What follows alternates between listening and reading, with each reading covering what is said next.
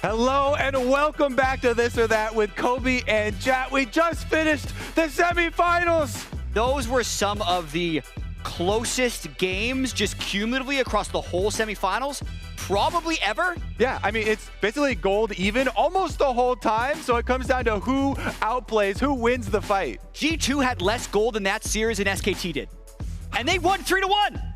Let's get into the slides while we have time here.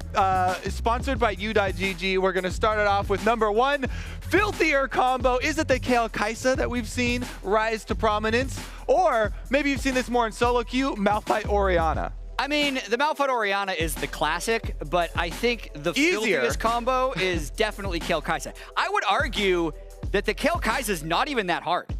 Like, you just land a Kai'Sa W and you get in there. Like, then you just hit everyone. Whereas this can be like, you can flash the shockwave, you can lose all the damage. Even if it misses, it's still an invulnerable Kai'Sa killing you. Honestly, we've seen some answers to it. You know, Gragas and the ultimate knocking it back. There are lots of things that can still play there. Whereas this, you press R's. I am going to go with the filthier combo being Kayle and Kai'Sa because I feel like also press R's here. Filthier means there's more skill involved, more outplay potential. This one, like, maybe you Malphite, you flash closer to get your R. I think that one for sure. Make sure to go to the Worlds Tracker at u.gg/TOT as we get to slide number 2 right here. So better G2 honor, tilt proof, or great shot calling? I go great shot calling. I thought that a third that we're not including here? Yes. The GG Heart? Yeah, who needs that one? Okay. I was just checking. Of course, they always have fun. Have you seen their memes? Have you listened to the comms for them? That one is a given. I'm going great shot calling because there are so many moments in this game. You're talking about how close it is, how much gold parity there was in all of these series. The objective trading, sometimes they got actually behind on tempo and they were able to make these plays and make these calls that got them back into a favorable position. Because even though the gold is close, the team comps were very different. I disagree. I'm going to compliment them in a different way. So I think the great shot calling was matched by SKT in a lot of ways. That's why the game was close, and that's why they had to win the game through team fighting largely. They were outplaying SKT in team fights, and since I think SKT definitely effort tilted, G2 was tilt proof. That's why they win. They're down 4 Drakes to SKT. They get tilt proof for effort tilting? Because they were tilt proof, yeah. They were down in almost every game they won. G2 are the team we're honoring, not SKT. Yeah, so G2 is tilt proof. Okay. You don't tilt proof someone for tilting, it's the opposite. We are not going to find consensus on this slide. Next one. They're tilt proof. Feels worse. Losing with 2 Barons or doing 7 damage with Kayle. So this one for sure feels worse to me because that's pinpointed on a single player. It's true. I mean, both are feeling pretty bad. The Shy felt like he had the game in his hands. He had a 20-stack Medjai's, level 16 Kayle, and just died like 7 times. SKT, how many Barons did they get in that series? 5, I think? G2 got 1. Yeah. So, man, this is a tough one. The Shy, though. Yeah, I felt like I was more sure we were going to a game 5 in that series than I was sure we were going to a game 5 in this one, because even though they were getting Barons, like, it was something else about their coordination and G2's coordination that was stopping them from winning. Exactly. So the Barons came at a cost. This one felt like just so much laser focused on him. All right, next slide. You can only do 7 damage if some of it's used into a shield. Like, I tried to think of it. The 7 damage is just a meme part to bring that up, but I know. 7 damage is the fight where he and Jackie Love just chase into the fog of war. Yeah. But like 7? Like, and completely throw the game. Auto does more than that. Okay, anyway. What does peak League of Legends look like? FPX versus IG or SKT versus G2? I like this one. Yeah. Because a lot of people were flaming this FPX IG series, and definitely admit, super high kills, chaos later in the game, but there were also moments in that game that were really well set up and well thought out. Yep. Most of them on the side of FPX. Yep. Now that you've talked about the other slide, tell me why it's that. Exactly. I'm still choosing this one. You already do. Because the macro and the way G2 was making moves and the way SKT was responding to it, and then how they eventually found something that neither team was willing to give up, and that's when they clashed. It's beautiful. G2. All right, we mind melded on this one. I still don't think G2 were in a position to tilt, though. That one. They were tilt proof. You gotta get down. You have to be down some significant amount to tilt. They were down in a series in Worlds against SKT. You never lost a World Series before. Okay, let's go to the next slide, and I hope it's just that slide again. Yeah. Can you ban out Dornby? Ooh. I say no, because the sheer amount of champions that he has used successfully far outweigh the number of bans. You want to name 6 of them?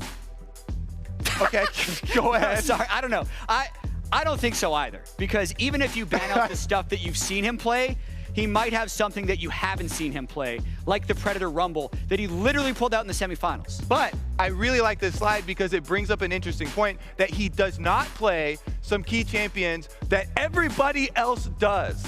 Yeah. You're not going to see him on Orianna. Guarantee that. He's not going to play Syndra, likely. I say guarantee on mine. Jatt will give you a 90% guarantee. I mean, I've tried a few like really hard and fast predictions this Worlds, and I'm not quite hitting them 100%, so I'll say probably. Okay. Next slide. Worth more draft bucks. Draft bucks. Apparently, you guys were talking about draft bucks on the analyst test. We weren't listening to you. We were talking to each other and analyzing, so I have no idea what this means. Okay, basically, I thought the draft in the SKT G2 series is like, there's so many contested champions. Whatever you decide your game to be about, you're spending your draft bucks on that. So like if you first pick Renekton, boom, that's a lot of draft bucks. You counter it with Xayah, that's a lot of draft bucks on that side. How do I earn more draft bucks? We printed some draft bucks, actually. We were going to use them, but the stages were too big and it would feel a little bit weird. I'm going to tweet out a picture. It looks more like jatt bucks than draft bucks, but I'm still happy about it. Yeah. Because it has your big-ass face on it? Anyway, yeah, it's like, boom, right in the center of the money. It's weird. But I'm going to say that is worth more draft bucks because I think Renekton has proved to have a few more answers than Ryze. Now that you've set it up and explained the entire concept, my answer will be very quick, and it is, I agree, it's the Ryze. It's like, which champ is better? I like the explanation, though. That was the big part. Next slide. Let's go. It needed to be explained. I still want to see this giant Jatt face on Bucks. I'll show you. More surprising, Faker playing poorly. Man, the pressure just seems so intense watching that series. Or SKT communication. Wow. So SKT was definitely out of sorts. We don't necessarily know why, but we did get to see Faker play poorly. So I would say, coming into it, I expected a higher performance from Faker from the quarterfinals. But this one's not as surprising to me because when you're thinking about G2, they put so much pressure and they force a lot of decisions in the game. Forcing decision points by playing aggressively in their lanes, looking for tower dives, moving for objective trades. That way they force a lot more decisions. They force you to communicate much more, and so this one's less surprising. Yeah, it's Faker playing poorly.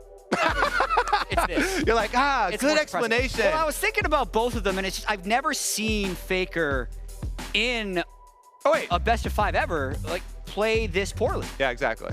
And a lot of it has to do with the environment. It was just so unexpected to me. All right, next slide. Is this the last one? Who will win Worlds? I had a feeling this was coming. I got my answer. I'll let you go first. I'm going to go first. Okay, I got my answer. I'm coming off of this series. I have to say G2. Okay. I think that their quarterfinals was an acceptable performance, and I was not willing to give them that continuation through to semifinals. But with the semifinals performance as well, I think they're just coming into it looking cleaner, even though I feel impressed by FBX than a lot of other people were by their series versus IG. I don't think that this is a certainty who was going to win. I came into Worlds, first this or that before Worlds, and I was like, get in there, Korea. They're back. I'm willing to jump off the Korea hype train. I feel like it's probably time to switch. Your train has already gone back to Korea, so you should probably get off if you want to be at Worlds still. To be the best, you got to beat the best. G2, I think, has had such a hard road through quarterfinals. I mean, think about what they've done. Dom1 and SKT, back-to-back 3-1s. Amazing run by them. I have to go with G2. Yeah. Before, my only tweet after the semifinals that we just watched is that I'm not 100% sure if EU is now better than Korea as a region overall, but G2 certainly is. G2 is definitely better than Korea. Yep. They beat SKT twice and Damwon in best of fives. Now, the question, can they make the final step? Is it the LPL winning? Grand Slam. Is it LPL winning 2 LPL titles in a row, right? 2018 MSI, 2018 Worlds, 2019 Worlds would be a pretty good resume. Or is it G2 winning the Grand Slam for the year? All right. That's what it's about. We both said that. We did. No going back now. See if we regret it.